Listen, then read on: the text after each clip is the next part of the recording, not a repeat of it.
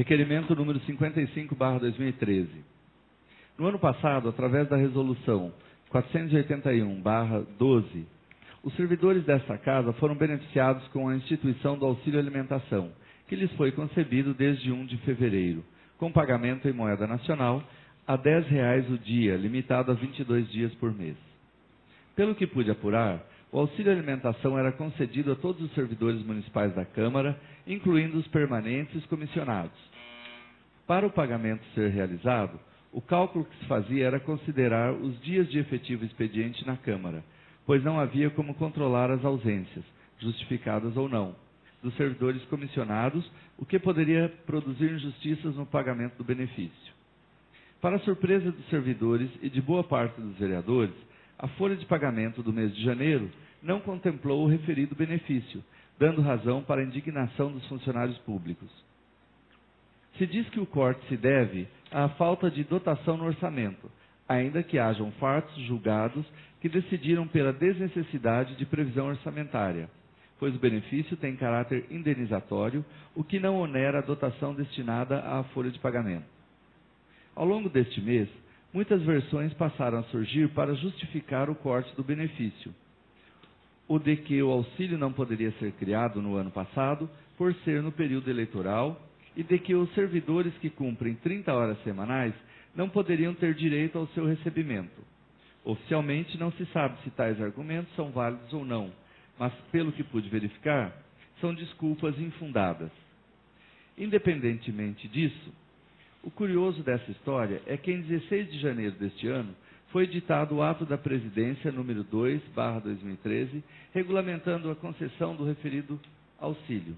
Parece contraditório regulamentar alguma coisa que, alguns dias depois, seria ignorado pela ausência do pagamento, mas é o que foi feito. Tal regulamentação prevê que o servidor que estiver de férias ou afastado de suas funções não receberá o auxílio alimentação. O que quer dizer que, mesmo sob atestado médico, o benefício será cortado de quem se encontrar nessa condição. Até aqui, parece não haver problemas. Mas os itens 4 e 5 do ato regulamentador prevêem situações que podem acarretar distorções, se não vejamos. O banco de horas citado o é de forma irregular, pois sua existência é informal, já que não houve convenção com o Sindicato dos Servidores Públicos Municipais de Mairinque, ensejando sua criação. A hora extra, feita por algum servidor, deve ser paga pelo empregador, neste caso, a Câmara, e não acumulada em um banco de horas que não existe. Mas esse é assunto para outro requerimento, que será apresentado em momento oportuno. Voltando ao ato, ainda no mesmo inciso, a previsão de que a compensação de horas ensejará ao servidor que a gozar o corte do auxílio é um disparate, pois mesmo o funcionário trabalhando quase que na totalidade de sua jornada, aquele dia não lhe será computado para os efeitos de auxílio alimentação. Sobre o inciso 5, a distorção é ainda maior, pois mesmo ausente no serviço, o servidor que apresentar atestados de audiências nos órgãos do judiciário, na Justiça Eleitoral ou na Delegacia de Polícia, receberão o benefício normalmente. Como reclamam um dos servidores, o servidor que faltar porque adoeceu não recebe o auxílio, mas aquele que faltar porque, por exemplo, numa condição de réu, apresentar atestado, não terá o corte do auxílio. Realmente injusta essa previsão. Considerando tudo o que foi exposto, é que, nos termos do artigo 224, inciso 3 do Regimento Interno, requeiro ao presidente da Câmara que informe o seguinte: 1. Por que o auxílio alimentação não foi pago no mês de janeiro? 2. Ele será pago neste mês? E os pagamentos em atraso serão regularizados? 3. A atualização anual do valor, prevista no artigo 2º da Resolução número 481/2012, será feita a partir de 1º de fevereiro deste ano? Se negativo, por quê? 4. Como os servidores comissionados serão enquadrados nos incisos previstos do artigo 1º do Ato da Presidência número 2/2013? Eles ficarão isentos de se sujeitar às normas regulamentares? 5. Se for implantado, controle de ponto aos servidores comissionados, a fim de controlá-los no aspecto do ato regulamentar, não será um problema depois se algum deles requerer à Justiça do Trabalho o pagamento de horas extras eventualmente feitas? 6. O inciso 5 continuará a vigorar com a atual redação ou virtualmente algum servidor réu em algum processo continuará beneficiado em detrimento aos outros que apresentarem atestados médicos? 7.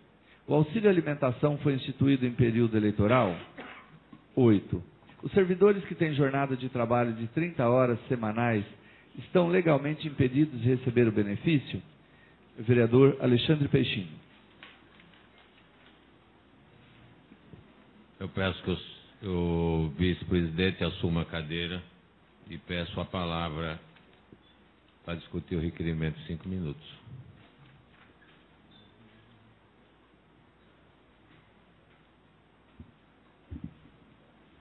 Com a palavra, vereador Teixeira, por 5 minutos.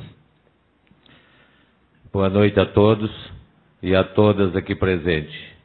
Eu venho hoje aqui discutir sobre esse requerimento e muito me estranha aqui os questionamentos do autor, porque este presidente está tratando deste assunto com toda transparência, inclusive com a mesa e com todos os vereadores presentes, pois todos são testemunham, tanto a mesa como os vereadores, que já fiz reunião, inclusive o autor desse requerimento estava junto.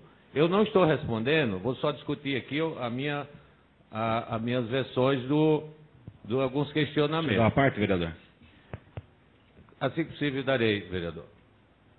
Então, este assunto foi tratado com toda transparência perante todos os vereadores. Nós tivemos várias dessas situações mesmo aqui, e isto foi tratado em conjunto com os vereadores. A questão de quando foi criado, a questão do se pode ou não pode, então tem realmente alguns entendimentos que não poderia ter criado, ainda hoje tem, não prejudica este ano o pagamento deste ano. A lei, se ela for entendida que naquele ano ela não pôde, quem vai sofrer algumas sanções é o presidente anterior. Agora, a questão do ato foi feito realmente para fazer o pagamento e legalizando, porque nós temos parecer que só pode ser recebido o funcionário que realmente trabalhou aquele dia. Não podemos ter em duplicidade. Questão do Tribunal de Contas. Então, quando o ato foi para a contabilidade, até o cheque chegou a ser pago. Isso eu não estou querendo, igual está dizendo aqui, que essa presidência está querendo tirar ou suspender esse benefício, de maneira nenhuma. Só estou querendo legalizar para que a casa realmente tenha a transparência. O próprio cheque foi feito para pagar e não tinha dotação e foi tudo suspenso por falta disso, por parecer, por orientação que não podia ser pago. E aí eu convoquei a mesa, participei, convoquei todos os vereadores, são todos testemunhas, porque não faltou um, convidei todos e passei o assunto. E ficamos da gente sentar assim que a gente tomar uma posição de correção e como vamos pagar. E isso nós estamos fazendo. Estamos pedindo os pareceres, estamos vendo com o consultor orçamentário, estamos tratando como que se faz com a lei e com essa, e a intenção é realmente pagar. Lógico que fazendo adequação na lei.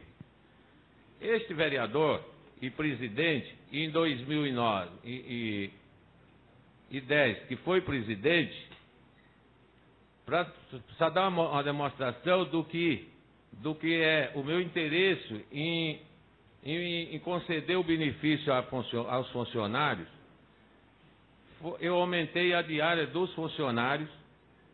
De lá para cá não teve mais o aumento da diária dos funcionários, porque é uma reivindicação dos motoristas, funcionários e motoristas, era uma reivindicação deles.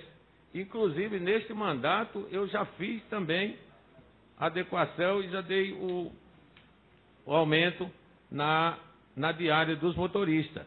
Então, em momento nenhum, esse presidente pretende acabar né, ou suspender isso aqui. Só está suspenso por enquanto, até fazer as adequações na lei.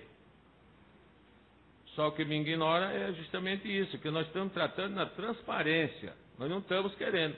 E que toda a orientação jurídica que eu tenho do Tribunal de Contas é que eu tenho que fazer essas medidas. Para que não venha amanhã, depois, ter problema no Tribunal de Contas. E segundo diz eles, né, que vai ter problema. Desculpe o tempo, vereador. Não pôde dar a sua parte. Não tem problema, eu peço a palavra para discutir o projeto. Com a palavra, 1 minuto, Alexandre Peixinho. A palavra.